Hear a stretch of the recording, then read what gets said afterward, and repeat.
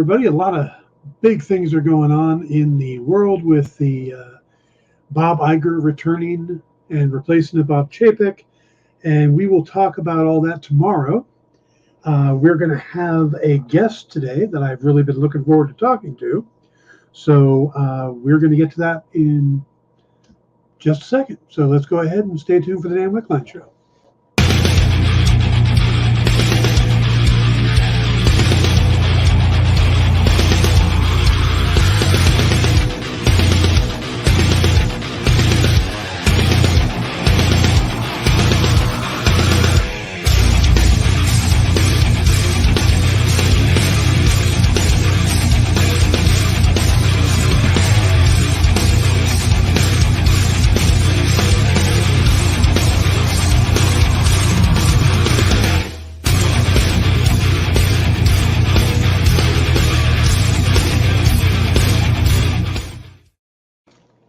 Now, you guys have seen this little guy before, right? This is Bloodshot Bear. Well, we are very lucky to have with us today the co-creator of Bloodshot. He's working with Frank Miller Presents on the Ancient Enemies series, and he is writing and editing for a new company called Visi8, I believe it's called. And he's going to join us right now, Mr. Kevin VanHook. Hey, thanks, Dan. Good to have me on here. Well, good to have you, sir. How are you doing? Doing pretty good. They've been pretty busy the last few months, but I'm doing well. It does appear. I've seen quite a bit. Your name popping up on stuff. We've been promoting the hell out of the Frank Miller Presents stuff because we had yesterday where Frank had to cancel, but we had Dan, we had Philip Dan, Joe Prado, and a bunch of others on the show. So it was like, hey, well, the next day we're going to have Kevin, who's writing Ancient Enemies. But and just to clarify, what Dan's writing the actual Ancient Enemies series, I'm writing the sort of origin stories of the main characters as individual one-shots. Okay, so you're doing more than just Jin. Yes. Okay, that's the one that's been announced, I guess. But yes. Breaking news. I'm telling multiple stories so that we'll get to have an idea of who these characters are, so Dan can kind of focus on the main thrust of Ancient Enemies, and I can tell you where these people came from. Okay. I had a chance to read Ancient Enemies last night. With it coming out tomorrow, we're going to talk about it on the review show we do later tonight in stores this week. But I'm curious. I know that they announced Jin. So does that character appear in the first issue? Yes. So I think we're going with the pronunciation of genie, but like a genie in a bottle, but it's spelling it the DJINNI way. He does appear towards the end, I think, of the first issue of Ancient Enemies. We see a character on a cruise ship in a hoodie with long hair, and then he loses the hoodie at a certain point, and you see him surrounded by an energy wave around him. And if you look closely, it's not been super clearly established yet, but his tank top has a sort of a little cartoon genie on it, and you'll see that on the cover of the new cover for issue 1 that's been released now. That it's up on Diamond's Previews World. Okay. Maybe while we're talking, Jay can find that and show it. Yeah. Now, how did you get involved with this project? Well, Dan and I had known each other for a number of years. So years ago, I had been talking to my friend Jimmy Palmiotti and said, I'm kind of interested in maybe doing comics again. At the time, I was actively writing, directing, producing movies already, and animation as well. But I still always loved comics. And he said, well, let me introduce you to my buddy Dan DiDio. And I was at I believe we were at San Diego Con. I met Dan, and I started to explain who I was and what I did. And I got like 4 words out. He said, dude, I used to read Bloodshot all the time. It was fantastic. I loved it. And when you cut that chick in half with the ceiling fan in Death Row, that was awesome. And so he had not only read my comics, but he had seen my movies. And so I knew right then I needed to shut up or just screw up any deal I had potentially in the wings anyway. So he was kind enough to say he wanted me to write some comics. I did some Batman stuff. I did Superman and Batman versus Vampires and Werewolves. And I did Lobo and Oracle the Cure. And then he asked me to actually write a book he was editing called Red Tornado. And it was when I did Red Tornado Family, and we introduced 3 other red androids. So there was Red Volcano, Red Inferno, and Red Torpedo. And and that was a great working relationship. And while we never got to actually do another one where he edited me, when he started creating this stuff a couple of years ago, or it started coming online, he reached out and said, "I'm doing this thing with Frank. We can't talk about it yet. It's not fully funded, but would you be interested in coming along?" And I said, "I'd love to." And I said, "I have to say this because my ego isn't quite strong enough to not. You know everybody. Why are you asking me instead of some of the more famous, more prominent comic book people that are out there right now?" And he said, "Because I always loved your stuff, and you know more about building universes than a lot of people, and I would really I like to work with people that I like." And that was just a very kind compliment, and I took it. And we've kind of kept it going for probably close to a year and a half until it finally materialized to the point where, okay, we're funded, we're ready to go, and let's do this. Yeah, like I said, I got a chance to read the first issue of the main series last night, and I was a little surprised at just how grand the scope is on this, because I mean, you don't get a lot of it. I mean, this is kind of Marvel DC type, world building going on. How much of that was, Dan said, "Well, I got this idea." How much was it a collaboration between the two of you building these characters?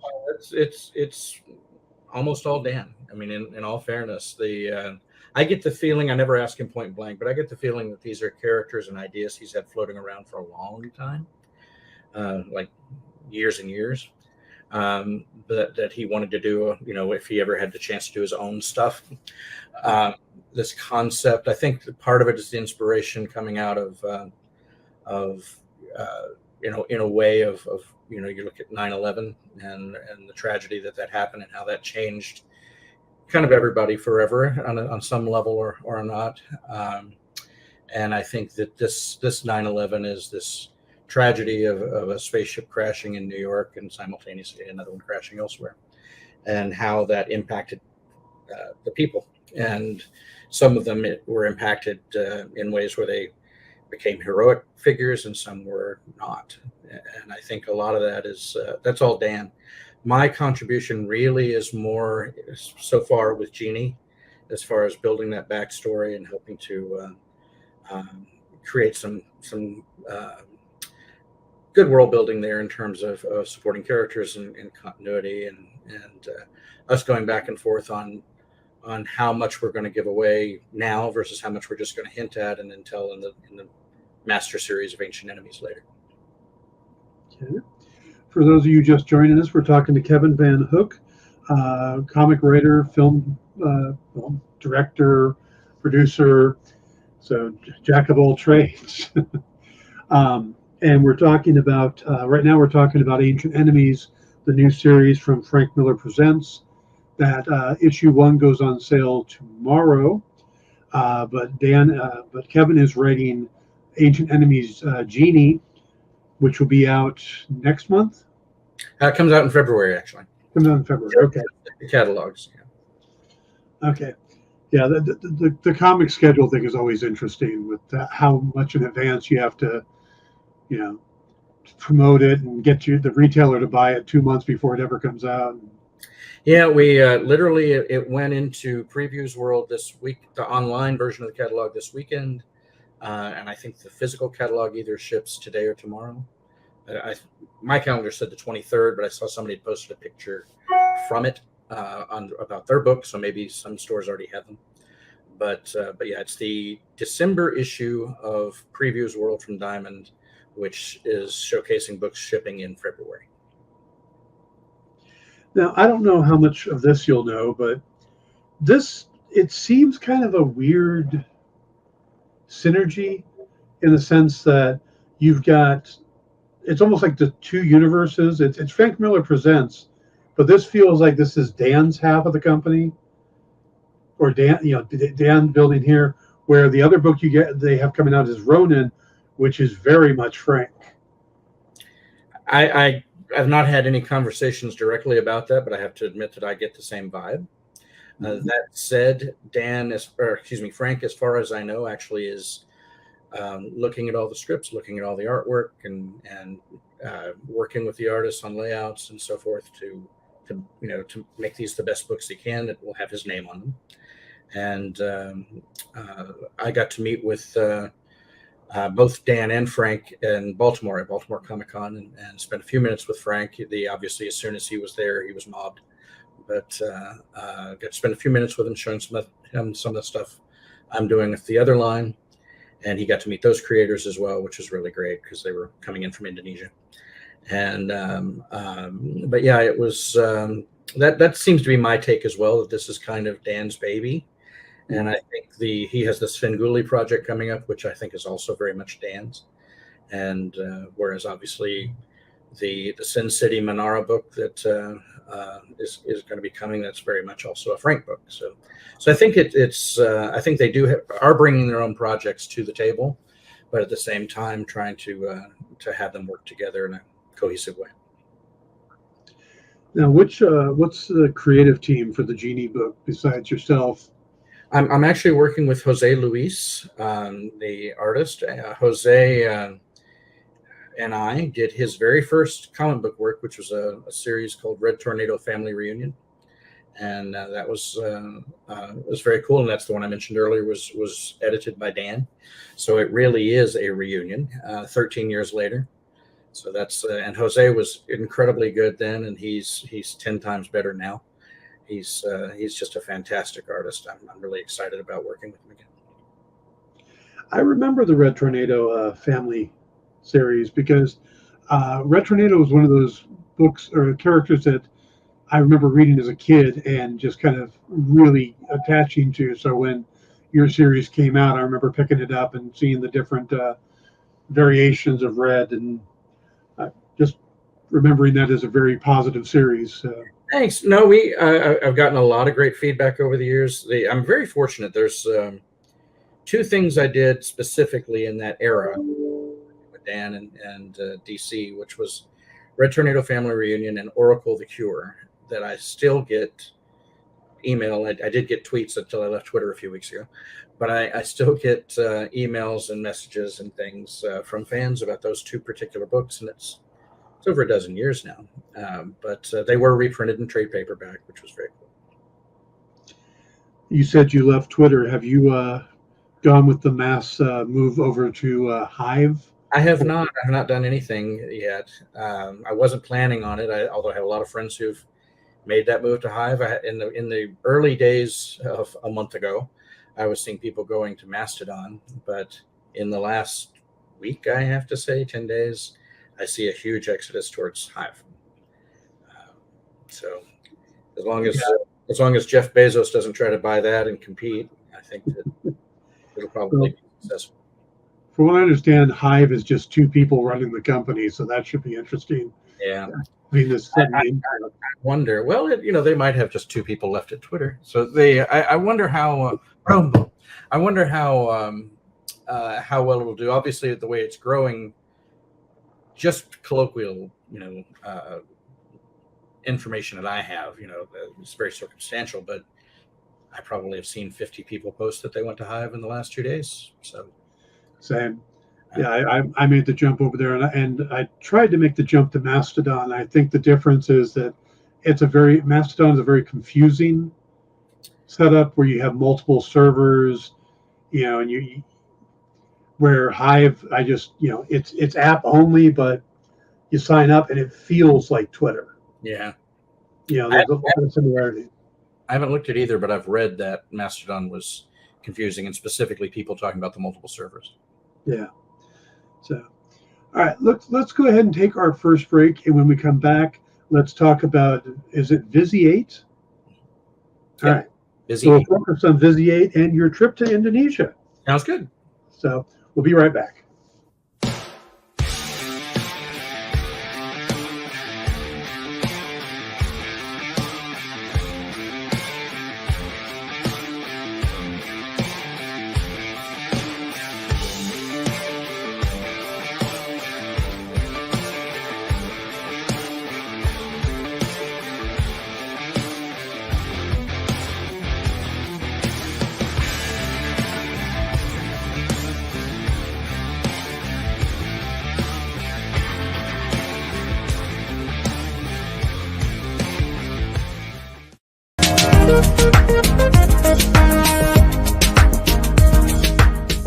Thanks for tuning into The Experience. Help us out and hit subscribe over on YouTube and click the bell when you do.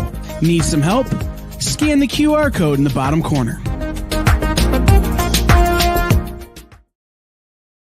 Who would win, Batman or Superman?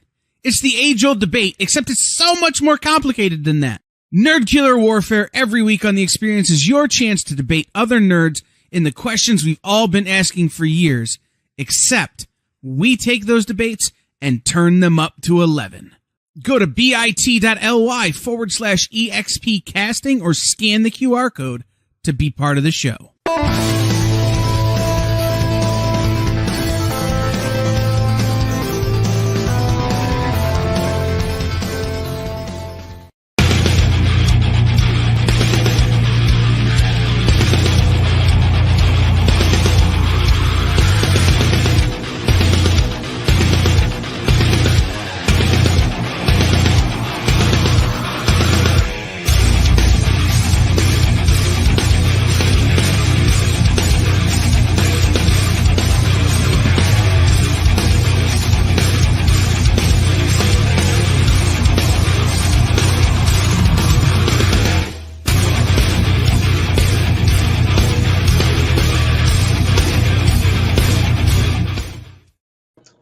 Everybody, welcome back to the Dan Wickline Show here on The Experience.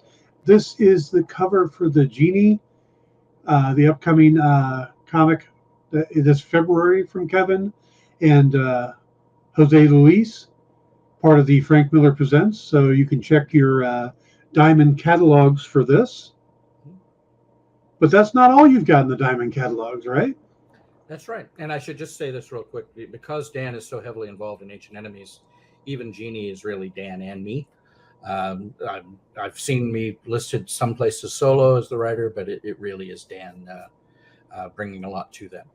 As far as Visi8 is concerned, brand new company out of Jakarta, Indonesia. They been working with them for about a year and a half, 2 years, trying to square away what we would want to do together. They were primarily at the time an animation and visual effects company, and I'm a visual effects supervisor, and I've also produced animation and live action. And we started off as friends online and then started working together to develop some stuff. And because of my background, it made a lot of sense to try to develop comic books together. And we began that in earnest a little over a year ago, and then this last July they came over from Jakarta and set up at San Diego Comic-Con and gave away samplers. We printed up samplers that contained 5 to 10 pages of each of our new titles that we're doing, and printed up some really beautiful posters and gave all that stuff away for free to fans and any retailers that stopped by and so on. And met with Diamond, and a couple of weeks later signed a distribution deal with Diamond. They were very impressed with what all we had to offer, and the fact we have an actual 10-year plan and good-looking material. So we're very excited. So what is the theme for Visi8? Primarily, most of the titles, in broad strokes, there is a root in Southeast Asian lore, mythology, storytelling. So and primarily Indonesia. I was somebody who, while I know pretty fair amount about Egypt's history and Greek's history and mythology and Roman mythology and history and even Japanese stuff, knew nothing really about Southeast Asia. And I was floored when I found out that Indonesia has 270 million people. Had no idea it was that big. And I find a lot of people I talk to are the same way as I was, that just didn't come up, didn't realize it was that big. Massive country, many islands, traveling east or west to east. I got to visit there in late August and through the month of September, and visited many places. I mean, 6 weeks is a long time, and so we got to see a lot of great stuff. I'm doing research for some of the books because some of my titles deal with different time periods, and so I was looking at Hindu temples and Buddhist temples and ancient mosques and various things that go back over 1,000 years. And it's pretty exciting to see all that stuff and see it in person. And the largest Buddhist temple complex in the world is there, called Borobudur, and it's very beautiful place. A lot of really stunning, as I say, stunning temples and things like that to see, and other historical stuff. Got to visit an Indonesian early king's palace in Sumatra, which is very cool. And but yeah, I was my hosts were Farid Siddiq and I made the bulk of the trip together. Farid is the business development guy, and very knowledgeable and very just a genuinely good guy, very friendly guy, smart man. And he planned a very detailed itinerary. And then Ryan Laksamana, who's the CEO, another great guy, he's a creator of some of this work as well. And I essentially ran around with those two guys, flying half a dozen times, because it's such a big country that to go from one major city to another, it's still going to be a 2 or 3 hour flight. And which, again, I had no perspective on that. So I kind of thought, it's like, well, we can drive everywhere, right? It's like an island. It's like, no, it's like a whole bunch of islands. And no, you can't. And so it was, but we ended up in Bali and had a big conference with the financial backer who owns many companies that are, he would like to see them collaborate and work together, and this being one of them. That wide variety of companies, mostly having to do with ecologically minded businesses, things like coming up with sustainable energy, fuel, and so forth that doesn't pollute as much as our existing fossil fuels. And working with this one group in particular I found interesting is working with a motorcycle manufacturer to create swappable batteries for their electric vehicles. And it's a setup where you go to a gas station and just pay in advance. Everything's done on your phone, and you swap your battery out. Now you've got a fully charged one. You're on your way. And they say 9 seconds, but let's call it 30 seconds. And when they first said that, I thought, well, that's pretty cool. I'm guessing maybe they've got a few hundred stations already rolling, because they say they're in the early stages. They have 10,000 already in existence. So this is a really serious endeavor, and all the companies were just really well thought out, very smart people doing lots of really cool stuff. And then us doing entertainment, which is something I love, but it feels like a different kind of animal. Yeah, I was gonna say, I don't quite see how the battery guys in the comic company make. Well, they ultimately, one of the goals of Visi8 is to create a theme park. The land is already there, and a lot of what we're doing is creating the IPs to develop for that theme park, and it will be able to be used, be created in an area utilizing employees from some of the companies that are sort of have a planned obsolescence, like a coal mining company that won't be able to mine coal in these regions in 10 years just because of there won't be any left, or there won't be permissions and contracts available from the government for that area, or what have you, what they call concessions. And the financial backer is wanting to make sure those people don't just are jobless. So he's looking forward at building employment for a lot of these people.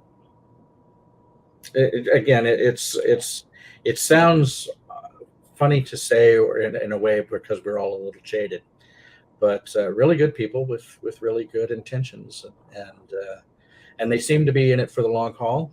Hopefully our numbers on the comics will justify that faith, and we'll be able to do that. It's comic book industry is a tough business, but right now we're coming out with 2 titles in February. The first one is Kara, Guardian of the Realms, which is written and drawn by a woman named Triandika Anjani, and it's very cute, very well crafted, about a little girl who's the last human being in sort of an enchanted land, and she takes care of the animals and fantastic creatures we see. And suddenly 2 young men arrive in the land, in the forest, and they're causing trouble, and she has to figure out why. And then the other one is Changelings, which is a book I'm writing that's being drawn by a guy named Ramat Handoko, and we have a colorist named Sakti Uono, and Sakti is bringing more than a colorist usually does, in a sense that they're both fantastic. But so you've got this incredible line art by Ramat that then just becomes paintings through Sakti's work. Sakti's also coloring another title we have upcoming. But Changelings deals with a human child and a demon child swapped at birth. And we say that every now and then this happens throughout history, and that inevitably the human child ends up being the jerk that's trying to destroy the world, and the demon becomes the Earth's savior. And sometimes the savior loses. And so we show little snippets throughout history, and one of them being when we had a major volcano erupt that sent Earth into 40,000 years of nuclear winter. And that was one of the times we lost. But this one is, so one of the fun things about it, when I mentioned doing stuff with history, is I'm doing little flashbacks where we see 100 years ago, a few thousand years ago, 70,000 years ago. But we're seeing moments with these two rivals that from their own time period. But they're, the ones we have today are more or less the same souls, so to speak. We don't really use soul in the Southeast Asian mythology, but that's what it boils down to. Yeah. So our character, our main character, the demon child, he remembers all of his past lives, and he remembers all of these things that have happened,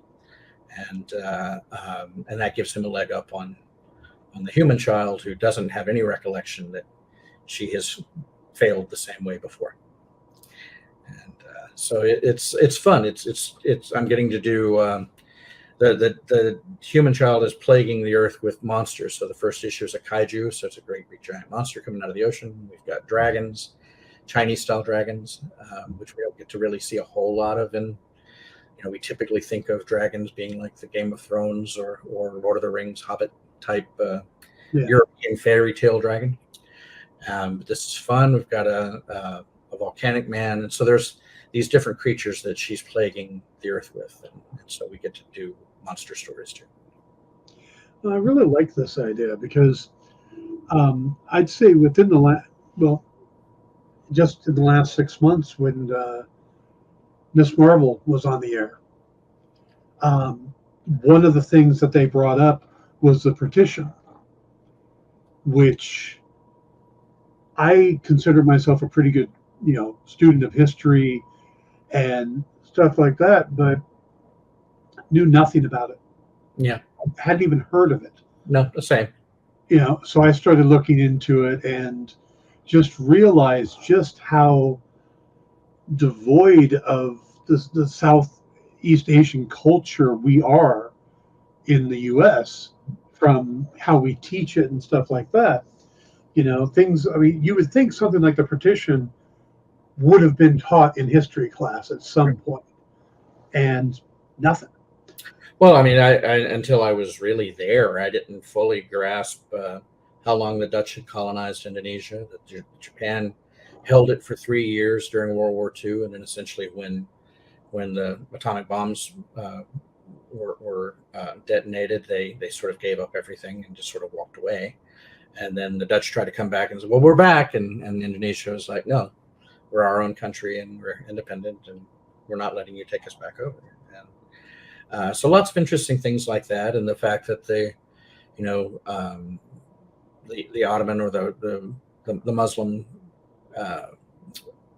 people came in as long ago as they did, which is, I believe, and I've got a lot of dates floating in my head, but I believe in the 800s. AD, and 95% or so of the country is Muslim, and it seems to be a very peaceful coexistence with the non-Muslim neighbors. Bali is very Hindu, but there's a lot of places that are Buddhist as well.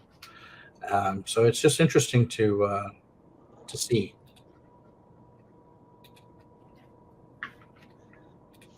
All right. Now, you said you traveled all through that area. Mm-hmm. What were some of the big, besides the number of people and stuff, just from a cultural standpoint, what were the things that stood out to you? Some very superficial things stood out to me, which was, I mentioned the electronic vehicle with the motorcycle reference a while ago. I've never seen so many motorcycles in my life. And so just going down the street in Jakarta, which is a massive city, it's one of the largest cities in the world.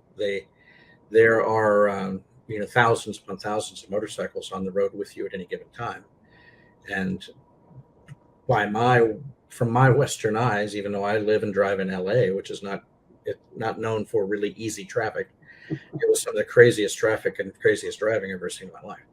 And I've also been in Cairo, which also is jam packed. But this was ended up saying a lot was, if there was 5 feet of empty space between you and the car in front of you, it would only be empty for about a second and a half before 2 motorcycles filled that space. And diagonally, sideways, whatever they had to do, but they were occupying that empty space. So that was one thing. I was also fascinated by how similar the rural areas in terms of the roads and the buildings and structures and so forth looked to each other, considering I might be 2,000 miles away. And I know that that's true also here in the U.S., that you'd have country farmhouses look fairly similar to ones in Kansas or North Carolina or something. But in many cases, these felt like literally you could just pick someone up, drop them off 1,000 miles away, 1,500 miles away, and they would think they're in the same place. It was just amazing to me how similar they looked. Probably the most fascinating thing I saw the entire time I was there was visiting with the Tono Toraja people. And the Tono Toraja people have such a feeling and connection with their dead that they feel that it's very important to give them a proper send-off. And they do this by sacrificing animals. And so if you're an important man, your relatives might sacrifice 24 water buffalo in your honor. And that might cost $30,000, $40,000, $50,000. It can be very expensive. And so because it's expensive and people don't always die on schedule, a lot of these families will have the dead embalmed, and then they basically are kept in the house with them for 5 to 7 years while they're saving up the money. So they literally have their own room, and they're called the sick man. Whether it's a grandma or grandpa, it doesn't matter. They're the sick man. And they don't bury in the ground because that could corrupt the earth and their crops. So they inter people in sides of cliffs in man-made caves, and they build these little maquette mannequins called Tao figurines and Tao, and they sort of stand guard to represent the dead at the front. So just fascinating people, and these people are Christian. I actually thought they would have been some other religion, but they are a Christian group that have this belief on the island of Sulawesi. And every year, I believe it's every year, in August, they do a ceremony where they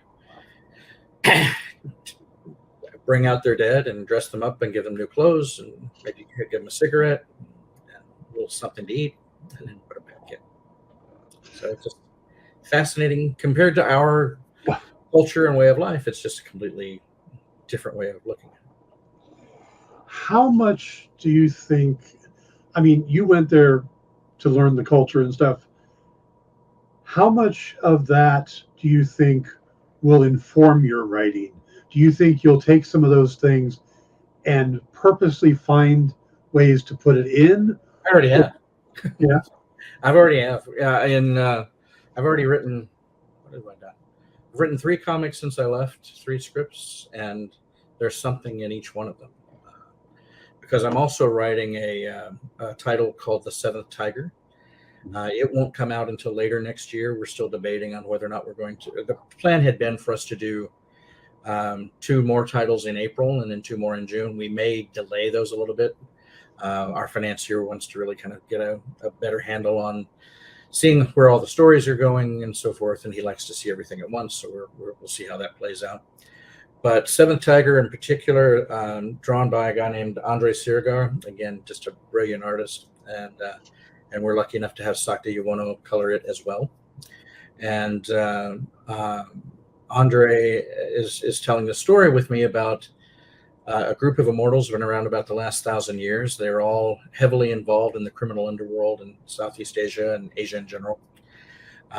One oddball character being a Viking or a Nordic guy, and he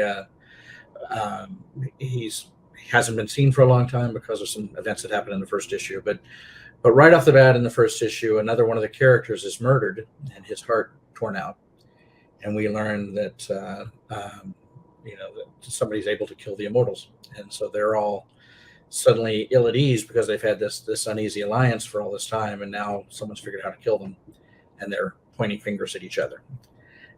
But through the story, I'm able to go back and show scenes with each of these characters anytime over the last 1,000 years. So I've got one of them set up. There's a sequence at that king's palace that I mentioned in Sumatra that in real life was burnt down in 1804, and the king imprisoned in 1813.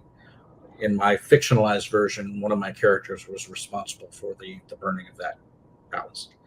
And in real life, it's just an interesting thing. The Dutch were being fairly lax. They were kind of encouraging hedonism, and there was a lot of partying, a lot of relaxed mores in the area, and the sort of ultra-conservative right-wing Turks and Middle Eastern, I say Turks, it was really Middle Eastern, maybe even Saudis, come in and say, no, you need to be good people and follow the laws and so forth, or we're going to kill you. And they ended up burning the palace to the ground and taking over. But in my story, she's the ultimate manipulator. It's a character named Lestari, and she's sort of behind the scenes pulling the strings throughout the last 1,000 years and a lot of political movements. Now it sounds like you're tapping into the creative talents of that area, the Southeast Asian. Absolutely, all of our artists are locals, and some of the writing too. But it's but all of the art so far is coming from Southeast Asia. Now, are you mixing up the writing to try to get more of a worldly, global feel, or? So essentially, originally it was, I can't change the fact that I'm not Southeast Asian. So if I'm going to write with you guys, I am who I am.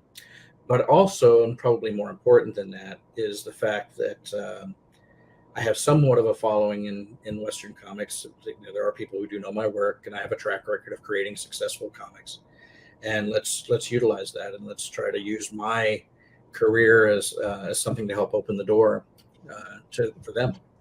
And that's what we did in Baltimore Comic-Con. We did the Diamond Retailer Summit, and so we did a presentation. We got to meet with a couple hundred retailers, and then quite a few fans during the actual Baltimore Comic-Con the next couple of days, and it was great to do that. It's some people are too young to really have read a whole lot of my work. Some people have gone back and discovered it because of the Bloodshot movie and that kind of thing. But the older people who did know it, they were more particularly open to checking out this new material because of my attachment.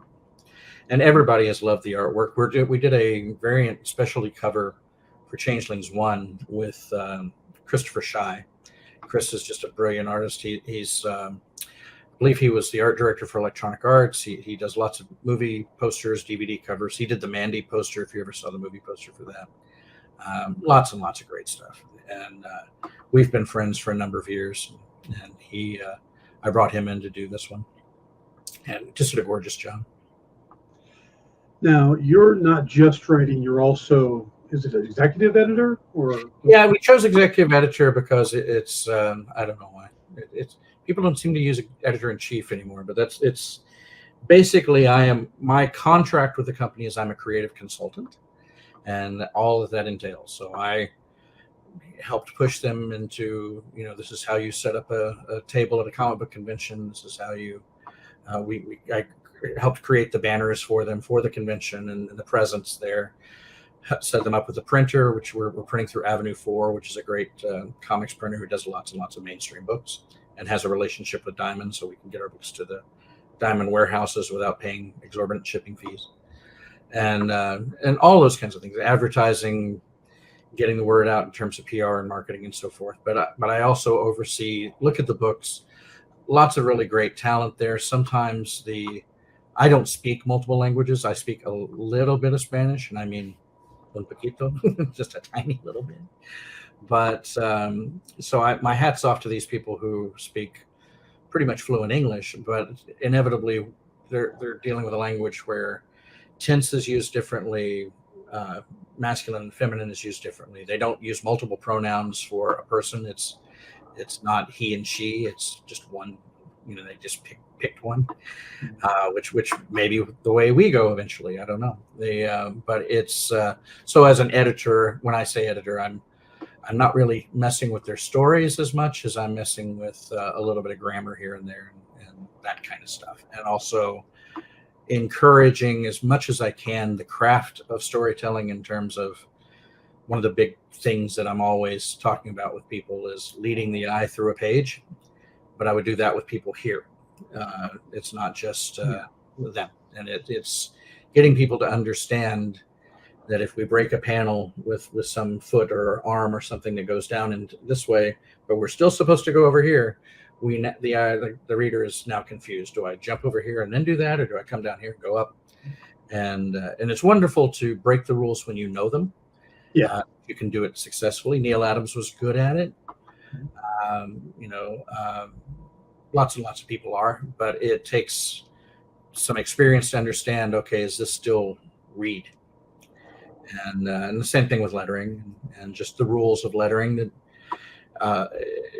I was involved in some of the creation of the very first digital fonts and first digital coloring in comics over 30 years ago. And so I studied a lot of that stuff. And as an editor in comics, I was somebody that worked with and learned from people like Jim Shooter and Bob Layton and Barry Windsor Smith, and I have very strong opinions about those crafts and respect them a lot. So we're getting them up to speed on that. They're doing a great job with it, and I'm sending them every tip I can find from places like Blambot. So it's not just me telling them these things. It's now you're seeing somebody's put together a web page saying the same stuff I've been saying. Yeah. So that's all good stuff. Yeah, I remember early on when I first started getting into comics and was started as trying to be a publisher, I got a good lesson from Robin Spihar, an old letterer, who explained to me the backwards S and the whole guiding the reader's eye and how all the different parts have to work together. And so, and it's amazing to me how many newer creators, no idea of any of that stuff.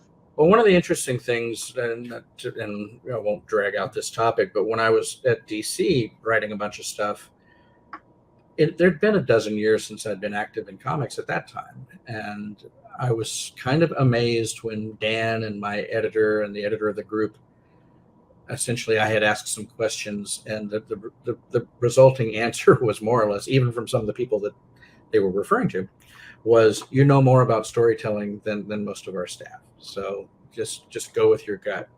And it's so I was doing things like in Oracle the Cure, where I opened up with a cutaway of a tenement apartment building with each panel representing a different floor. Mm-hmm. And the top panel being in the attic where there's a silhouetted figure doing something. You can't quite make out what. And then I'm running dialogue down the side. There's an answering machine that's being recapped. And then on each floor, basically they're complaining about the electricity being out. You're playing your video game too much. You blew it with your hairdryer. What's the matter with you? Are you stupid? It's this very New York kind of argument amongst these people. And then you get to the punchline, which is you turn the page and Oracle is sitting there in her wheelchair with all these cables she's pulled out of the wall, and she's rewiring to be able to retrofit this building to handle her computers. And to me, it was just a very logical way to tell it. But I got a lot of great feedback from the editors about, we just don't see stuff like this. that this is really cool.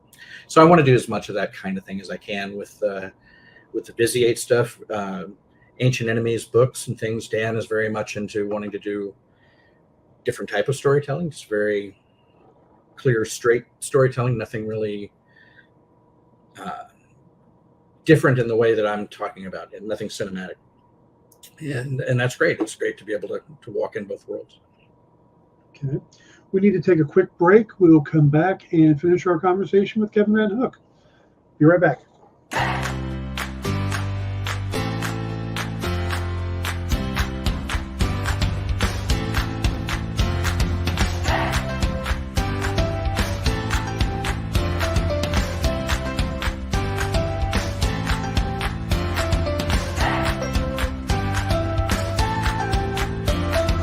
There's something for every imagination at your local comic shop. Visit comicshoplocator.com to find a store near you.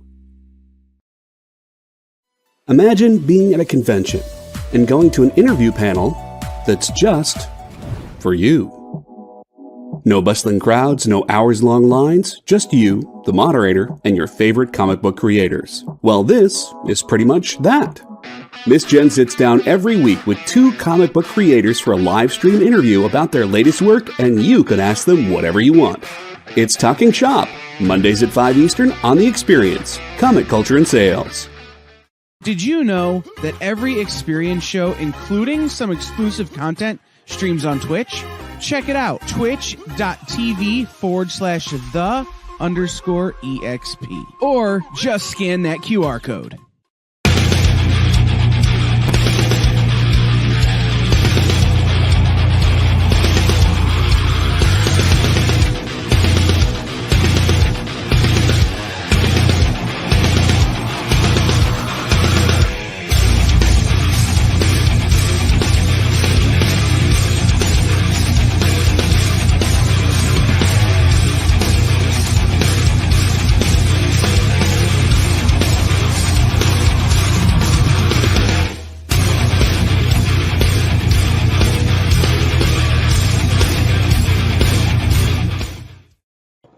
Hey everybody, welcome back to the Dan Wickline Show here on The Experience.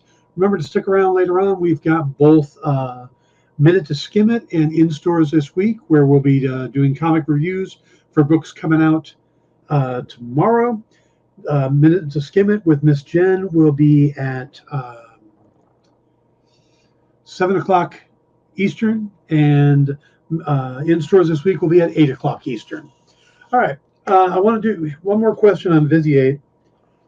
And Jay just put the link to Visi8 in the chat so you guys can check out the art and upcoming stuff. You talked about how there's a land to build a theme park. Is this a cohesive universe they're building? Will these books be tied together, or are these just going to be individuals? In my original vision, they would have been a cohesive, tied together theme park or universe. That said, fairly early on, we had some unique titles become available to us that were created by Indonesian talent that don't really fit into the universe, and so we are going with the fact that some of the titles will be interconnected. So we have a book called Nusantara Falls, which is created by Ryan Laksamana, who's the CEO. And it's really its own world. And he wants to keep it that way. We have a book called Galeo, the Seawalkers. Again, very much its own world. So it'd be kind of hard to tie. It's easy for me to tie mine together, and it's easy for me to even come up with a way to inject my characters into some of the other ones in some fashion. But essentially, right now, it's probably more like 50-50. So, okay. And those will be coming out in February, you said, with the titles, which are Kara, Guardian of the Realms, and Changelings, will be February. Okay. So that means, just since if you don't mind me doing a more on the nose plug, please. It's catalog shipping from Diamond that should be in people's hands tomorrow. The Previews World is live now. Orders will be due like third week of December, just before Christmas, and that's for the titles that will be coming out in February. Mhm. So if people are interested and would like to check them out, and we would love them to, and you can see there are sample pages up online. There's different things. Comic book. I see Bleeding Cool just did a. They released our sampler, although the pages are out of order. I'm not sure if that's going to end up getting fixed or not, but we pointed it out. But people can check out the artwork and a little bit of the story there as well. But ideally, people would let the retailers know, that their local comic shop, hey, this looks good. And I think Diamond is giving us a spotlight on Kara, and we're also a full page ad and a vertical half page ad in the book. So when you guys get your catalogs, Kara, Guardians of the Universe? Guardian of the Realms. Guardian of the Realms, Changelings, both from Visi8, and Ancient Enemies Genie from Frank Miller Presents. So check those off, get them. Mark Pike has had a question for you. He said he watched you the other day on Miss Jen's show, and he wants to know, what comic do you enjoy signing the most? And prior to Valiant, what work do you consider your origin comic? Okay, so as far as what do I enjoy signing the most? Is that what the question was? Yeah. I enjoy signing anything anybody wants to have me sign. I wrote a series called The Visitor back in my Valiant days. I created that character originally with Brian Hitch, and then we did a 2-part story called The Visitor versus the Valiant Universe, and then we did an ongoing series for 13 issues with John Ross and Bernard Chang alternating artwork. Had some Bert Sears covers, had a Mike Leake issue in there.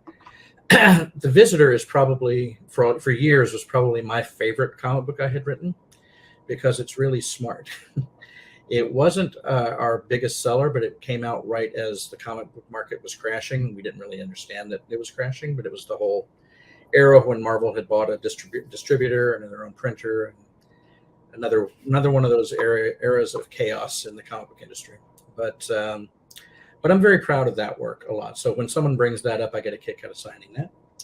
The Bloodshot Zero is something I wrote and drew. It's the only comic book I wrote and drew for Valiant. Inked by Dick Giordano, Casada chromium cover. So I get a kick out of signing that one, just because I didn't just write it, I wrote and drew. And as far as my origin story, do you think the question means what's my first work, or what do you? Yeah, I think you need your first work. Well, so I started in comics when I was 17, and the first few years, companies either went out of business or changed publishing plans or something. So my work didn't come out for a while. So really, it wasn't until around Marvel Presents 21 that came out from Marvel, and I believe that came out in 88. I know I drew it in 88. I drew a Thing story that was kind of the first thing where I felt like, okay, I'm really here. But before that, really was my book that was really me was Jack Frost in 1986, and I think it was just, I believe the way they cover dated was December 86, January of 87, and it was from Amazing Comics, and it was my own character. It was a sort of a action character, mercenary, sort of like John Sable, but he, in that storyline, he had to stop his best friend who had been turned into a vampire. And so that's probably the one I was most heavily associated with and associated myself with until Bloodshot. All right, we are just about at the end of the show, but I wanted to give you a chance if there was anything else you wanted to mention or plug, any movies you got coming up. I spent quite a bit of time over the last few years writing pilots that are circulating now for TV series. So very typically dark action adventure. There's one that deals with a supernatural overtone, but the rest are pretty straight. But nothing I can really plug about them yet, other than they're getting attention. Paramount has read them and really liked them, liked my writing a lot. The Greg Berlanti's company, who does a lot of stuff for this, did a lot of stuff for CW and was behind things like Free Guy and stuff. Same kind of reaction. So we're talking about maybe me writing something. We'll see. But there's a lot, and there's renewed interest on a project that I was raising money for some years ago that it was kind of my white whale. I kept going after it, and then some element would fall apart, called Jason and the Necronauts, which deals with the Jason of Greek mythology, who is now 10 years after Jason and the Argonauts story, has been challenged to a battle to the death by Ares, the god of war. No living man has ever been able to defeat a god, and so he journeys to Hades and recruits a crew of the dead. And so that's something I'm very excited about. Casper Van Dien has been cast in it. Mark Dacascos was cast in it, and so we had a lot of traction for a while, and then unfortunately we were racing the home entertainment or DVD market sliding. So we would begin at a certain point where we knew we had $300,000 coming from X territory, get everything else together, and then come back, and that 300,000 is now 250.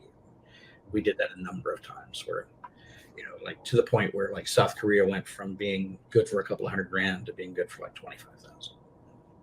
That kind of thing. You ever think about doing it as a comic, just as a proof of concept? Talked about it, and there's always value in it, but never progressed much. I did a page. I'll share with you sometime, but just for my own grins and kicks, but never really proceeded with it. That was one of the things we talked about with Visi8 early on, and then we were talking more about the Southeast Asian component, Indonesian history and mythology and so forth. But there's now interest again in turning this into a TV series and maybe fast tracking it. And the Visi8 guys have their hands in a lot of stuff. I try to largely stay focused on what they're doing with the comics, but they're involved in things like AR walls for shooting film and TV and so forth, and working very closely with film commissions in Indonesia and the government. So there's a lot of potential there. I wish they weren't 10,000 miles away, because it would be a lot easier for me to just go, okay, let's shoot. But it's a bit of a trip. So cool. All right, we got to wrap that up there. Thank you for joining us today. This was a lot of fun. Thanks for having me. Oh, yeah. So viewers, when you get your catalog, check out Visi8, check out Frank Miller Presents, look for Kevin's stuff. Just buy all the stuff from Visi8. You'll love it. So, and we will see you guys tomorrow, where we're going to talk about the Andor season finale and the Bob Chapek, Bob Iger stuff. So we'll see you tomorrow. Have a great evening and take care. Sounds great. Thanks. Join the party. Head over to our link tree to find all the links for everywhere the experience is all the time. Before we move on, Zane, and I hope you're listening right now, and I hope, obviously I know Kyle is, and I hope Jason is, because both of these gentlemen were named. But before we move forward, I do, because Wordman is not here, but he was nice enough to send us what he refers to as Wordman's Thankful Fat Jack's Show List. And I did want to read this because for any of you who have watched us for a while, you will get a lot of these jokes. But for me personally, it really made my night when I read these. Sometimes, I don't know. Sometimes I wonder about purpose, and I wonder why we do things, and why do I do this other than to sell comics and stuff like that? But anyone can tune into anything and buy comics and stuff like that. And every now and again, I forget that one of the best things about what we do here every Sunday night is we get to know each other, and we get to remember that we're not alone, and that there are like-minded people out there who are happy and grateful and thankful that you exist and that we exist. So I wanted to quickly read Wordman's thankful Fat Jack show list, and then we will try to, or I will try to sell some Swamp Things. So here we go, real quick. First one, I'm thankful for this show airing on Sunday evenings, the only time of the week I'm 90% certain to be home. All right. Zanin, this one's for you, buddy. I'm thankful Zanin is in the chat, and that his nickname, Lord Zanin, makes him sound like a Flash Gordon villain. This is a funny one. I don't know if it's funny because, anyway, I'm thankful for Brendan's Invisible Rogues Gallery. Robot Marshall, The Ghost of Al, Roland Vale, The Greg Hole, etc. I'm thankful for $9 shipping. So I am just to let you know, we start at $9 shipping. Just, heads up. I'm thankful for newsstands. In quotations. Sorry, Jason. This one's for you, Kyle. This is a good one. I am thankful for producer Kyle's booming voice of God during the show, for he sits much closer to his mic than Brendan does his, because Brendan didn't have really a mic. I'm thankful for claim bombs, key rings, and story bundles. I'm thankful for someone who is out there enabling my love of Charlton, Ditko, and Cardiac. And this one cracked me up. And I imagine a lot of you will probably agree with Gary. I'm thankful for the 20-minute break I get every show when Brendan decides to tell us about Grant Morrison for the first time. And I'm thankful to have something to do Sunday evenings. If it wasn't for this show, I might be productive and get some writing done. We wouldn't want that to happen. Gary, thank you so much. I really appreciate you taking the time to write up something like that. That really made my day. I appreciate it.